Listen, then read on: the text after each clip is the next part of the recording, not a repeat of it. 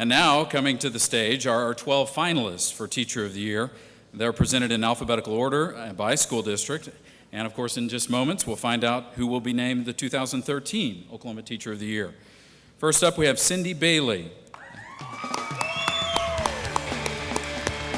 Cindy is a 9th through 12th grade Algebra 1, Geometry, Pre-Calculus, and ACT prep teacher from Altus High School with 14 years of experience. She has a Bachelor's of Science in Education from Lubbock Christian University and is a National Board Certified teacher. Let's hear it for Cindy. Brenda Roberts is our next finalist. Brenda has spent 5 of the last 13 years as a 3rd grade teacher at Homer Elementary School in Bing. She holds a Bachelor's of Science in Elementary Education and a Master's in Reading, both from East Central University. Please welcome Brenda.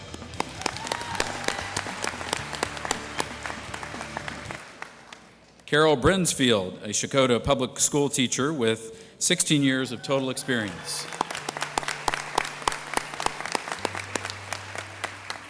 She currently teaches 3rd and 4th grade reading at Shakota Intermediate. She has a Bachelor's of Science in Education and a Master's in Reading, both from Northeastern State University. She is also a National Board Certified teacher.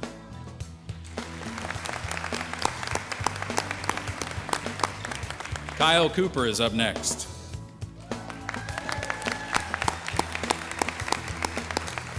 Kyle is an 8-year educator. He teaches pre-kindergarten at Central Elementary School in Coweta.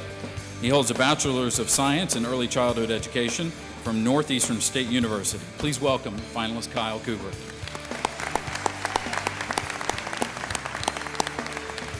Let's bring out Angela McKenna.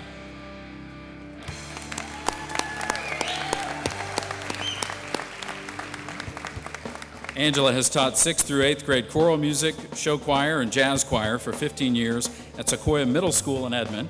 She holds a Bachelor's of Arts in Music Education from the University of Central Oklahoma. Congratulations to Angela.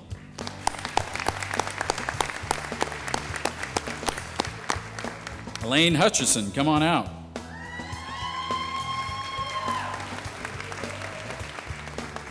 Elaine has spent 10 of the last 19 years as an Algebra 2, Trigonometry, Pre-Calculus, and AP Calculus teacher at Fairview High School, Chamberlain Middle School, and the Oklahoma School of Science and Mathematics Regional Center. She received her Bachelor's of Science in Secondary Mathematics Education from Oklahoma State University. Ms. Hutchison is also a National Board Certified teacher. Congratulations, Elaine.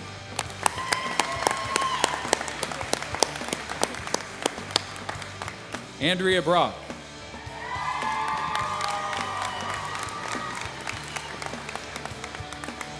Andrea has 8 years of experience in education. She currently teaches 7th grade math at Moore West Junior High School and Moore Public Schools. She has a Bachelor's of Science in Elementary Education and a minor in Liberal Arts from the University of Science and Arts of Oklahoma, and her Master's in Curriculum and Instruction with an emphasis in mathematics is from the University of Texas. Please welcome Andrea.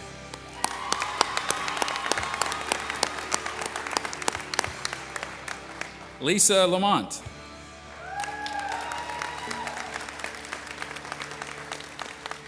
Lisa has taught kindergarten at Irving Elementary School in Muskogee for the last 12 years of her 13-year career. Her Bachelor of Arts degree in Early Childhood Education and her Master's in Reading are both from Northeastern State University. Lisa is also a National Board Certified teacher. Congratulations, Lisa.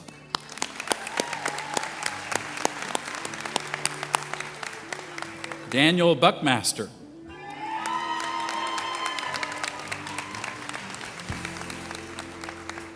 Daniel is a 6th grade science teacher at Belle Isle Enterprise Middle School in Oklahoma City. He has 7 total years of experience. He holds a Bachelor's of Science from the University of Oklahoma and a Master's of Education from the University of Central Oklahoma. Daniel is also a National Board Certified teacher. Welcome, Daniel.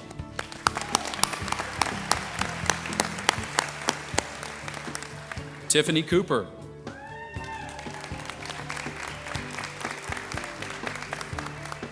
Tiffany has been a 9th and 10th grade Advanced English 1 and 2 teacher at Owasso Mid-High School for 5 years. She holds practical ministry degree from Victory Bible Institute, a bachelor's of arts in English education from Northeastern State University, and a master's in educational leadership studies from Oklahoma State University. Welcome, Tiffany.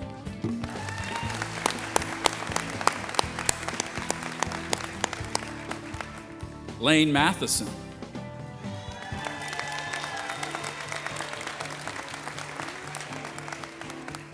Lane teaches pre-AP Physics, AP Physics B, Digital Electronics, and Engineering Robotics at Memorial High School and Engineering Academy in Tulsa.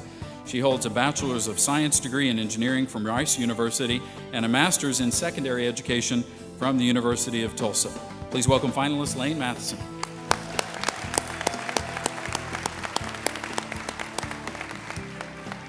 And last but not least, Leanne Stone.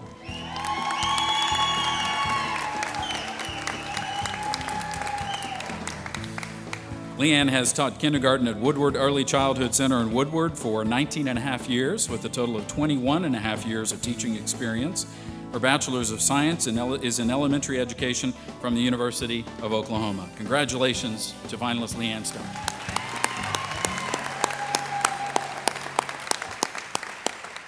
Now I'm going to ask Zach Mitchell, who is a student at Yukon Middle School, to please bring out the envelope.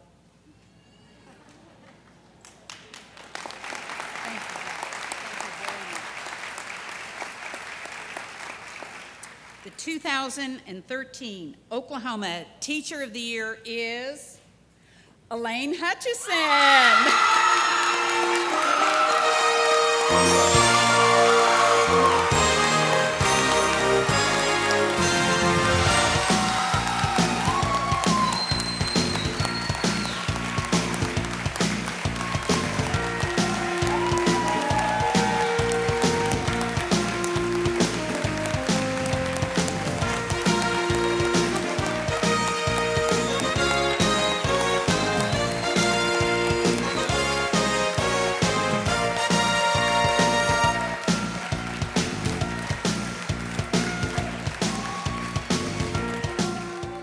All right, Elaine, I'm sure you're just a little bit overwhelmed at the moment, but please join me in welcoming to the podium for her first address and her first official remarks, the 2013 Oklahoma Teacher of the Year, Elaine Hutchison.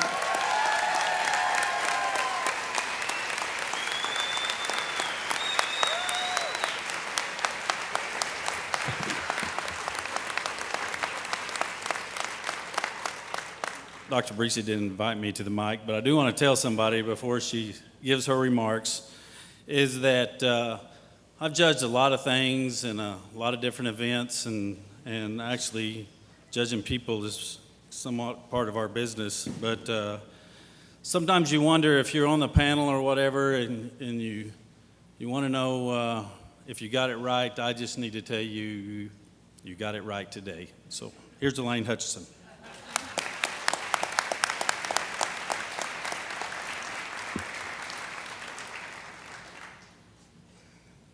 Well, about 6 months ago, I found myself coming back from Oklahoma City with a police escort, and it happened to be in a bus that said Fairview Public Schools, coming back from the state championship basketball game that I was fortunate enough to be a part of last year as an assistant coach, and this year has been quite the whirlwind, let me tell you. So about 2 months later, whenever I found out after that whirlwind that I was our local Teacher of the Year, that was voted upon by my peers, that was probably the most incredible award or recognition that anyone could give me, because although they voted me their local Teacher of the Year, really I am just a representative of the best teachers in the state of Oklahoma. And I have got some amazing colleagues back at home in Fairview and some incredible leadership there. And I have some amazing 12 new friends, of course, that I have met through this process as well.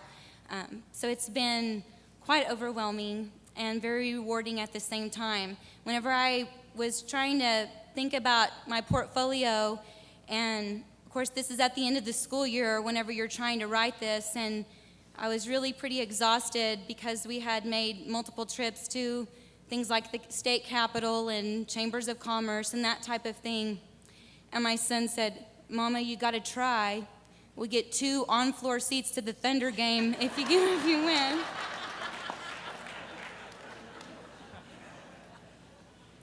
And so, Bubba, I gave it a shot.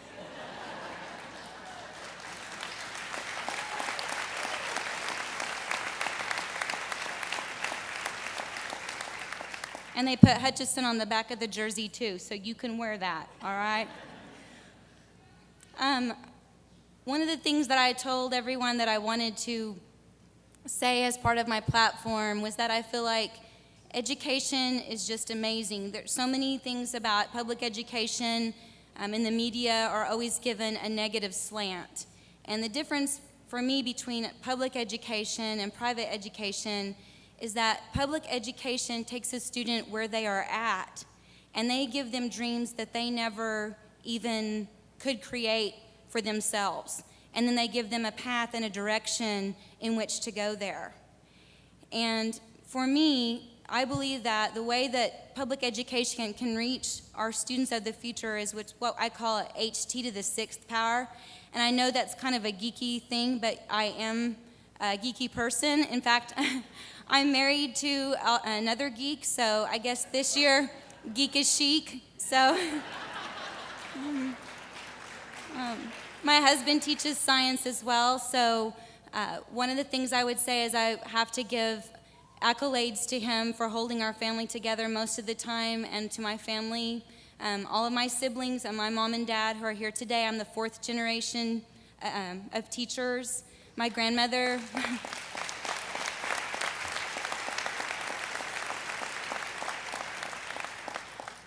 my great-grandmother taught piano for over 70 years.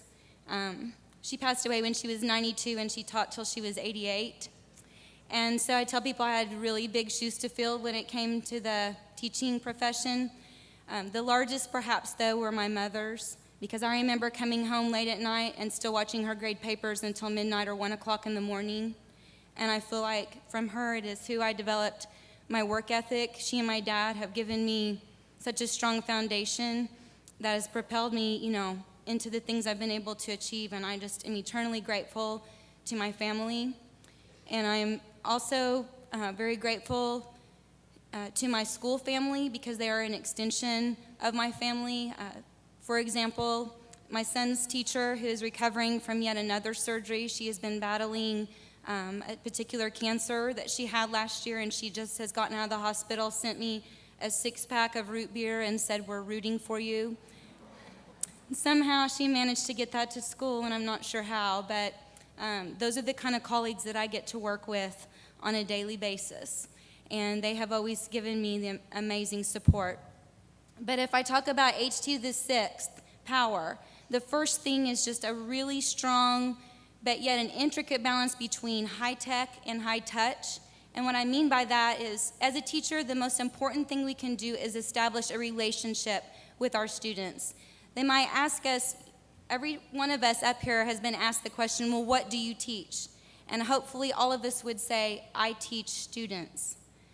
Because our students are the most important part of what we can affect in a school. And that balance between developing one-on-one relationships with them and bringing in the gadgets and things that are their language, the way that they speak to other people, is going to be really important for the future of our public education system. The next things would be teaching them not what to think, but how to think with higher level thinking skills. And some of the ways that we need to do that are with hands-on techniques, which is the 4th HT. One of my students who really wasn't quite ready for calculus decided that he wanted to take kind of a pre-calculus course by arrangement. And this has been about 10 years ago. And I wasn't really sure that he could even handle that, but I wanted to give it a try.